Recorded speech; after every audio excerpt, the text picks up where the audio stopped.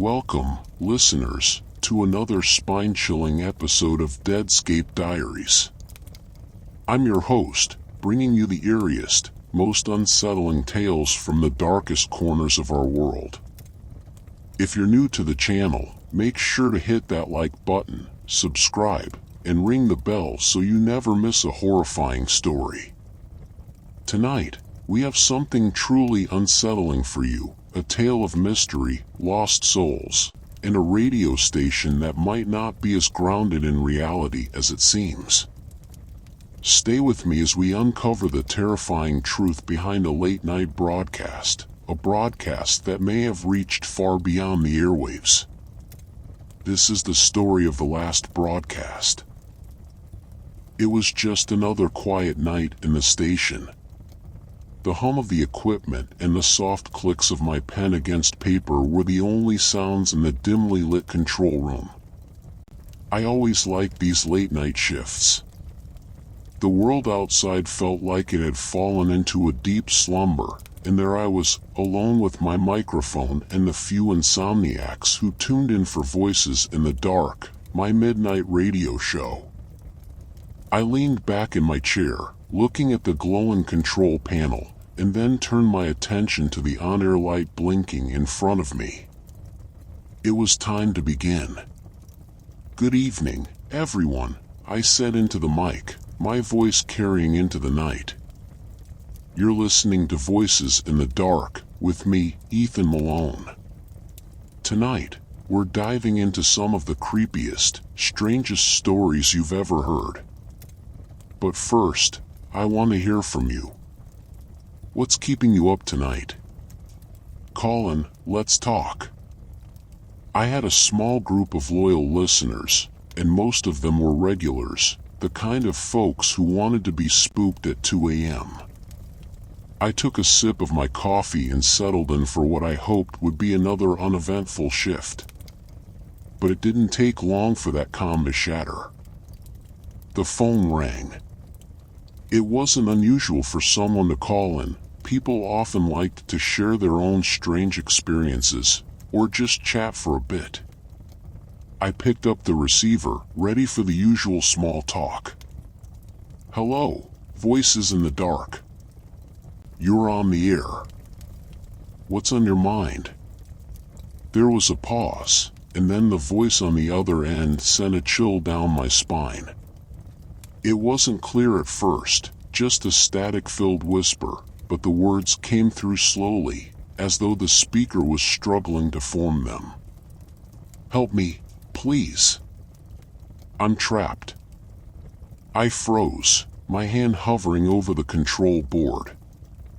"Trapped? Can you tell me where you are?"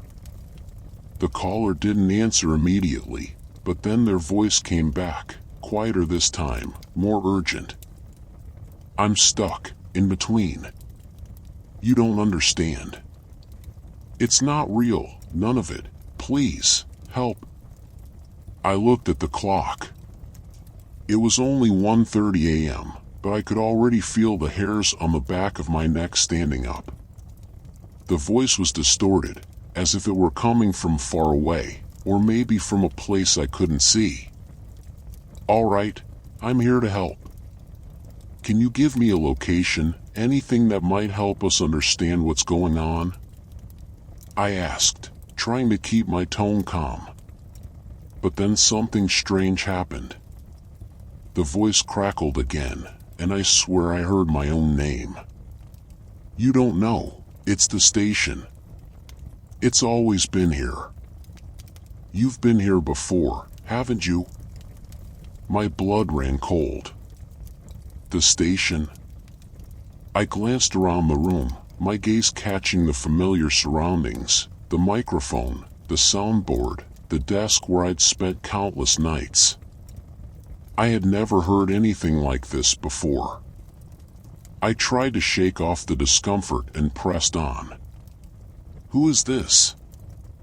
I asked, trying to steady my voice.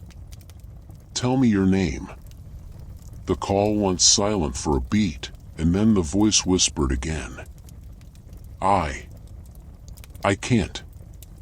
But you know me. You've heard my voice before."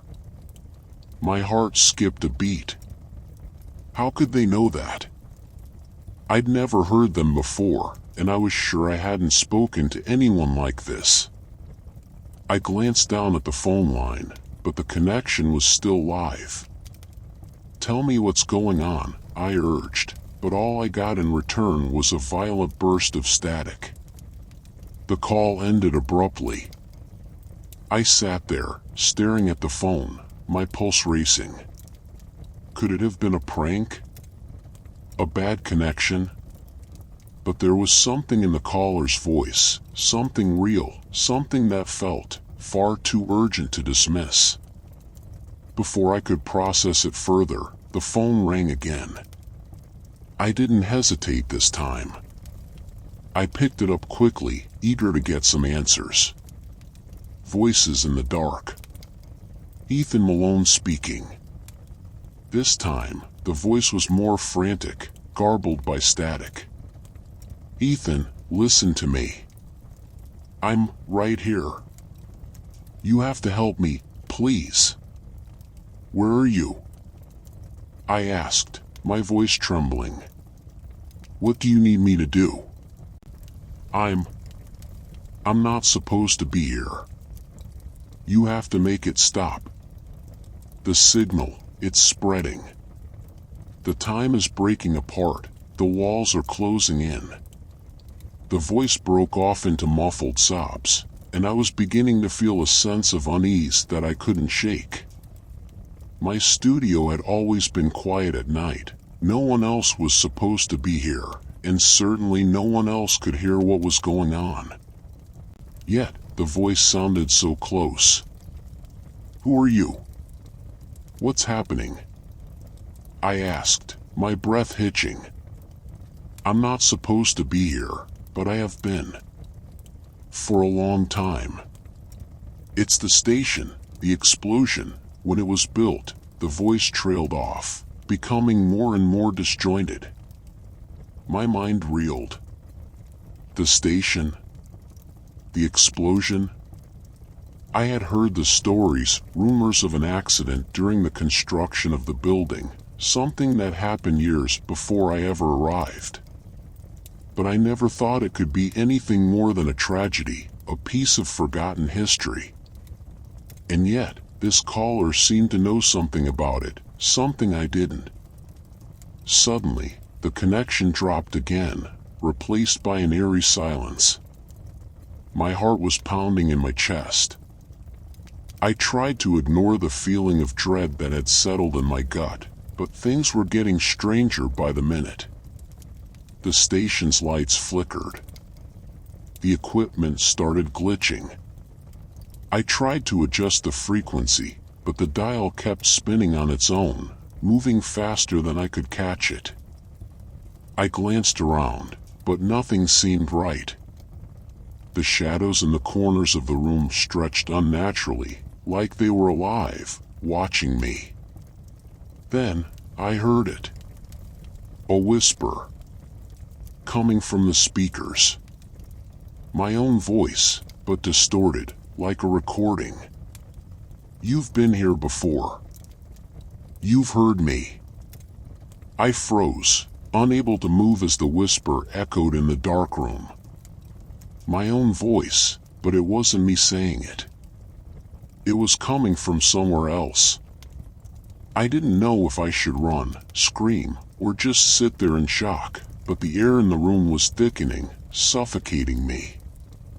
I tried to dial the station technician again, but the line was dead. I was alone.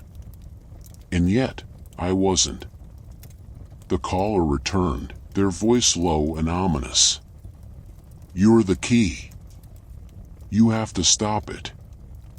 The station is a door. You have to close it." Before I could respond, the lights went out completely.